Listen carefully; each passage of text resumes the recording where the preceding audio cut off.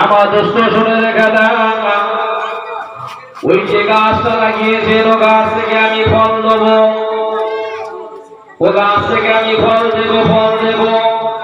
আবু জেহেল যতই আপনার মন ভাঙিয়ে দিক না কেন, যদি আপনাকে এখানে সরিয়ে দিক না কেন, আপনি সরবেন না, আপনি সরে যাবেন না। আমি আপনাকে আপনার মান মর্যাদা আমি উঁচু করেছি।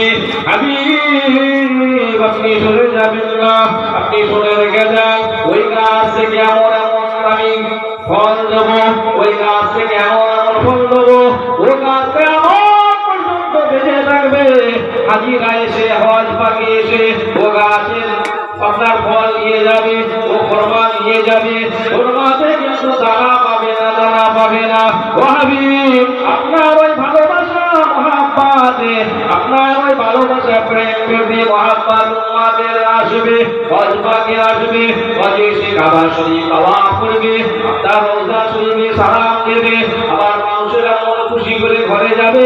মানুষ ঘরে যাওয়ার সময় সব খরমাগুলো নিয়ে যাবে। হাবিব গো, আমি আল্লাহ আপনাকে চিন্তা করতে হবে না।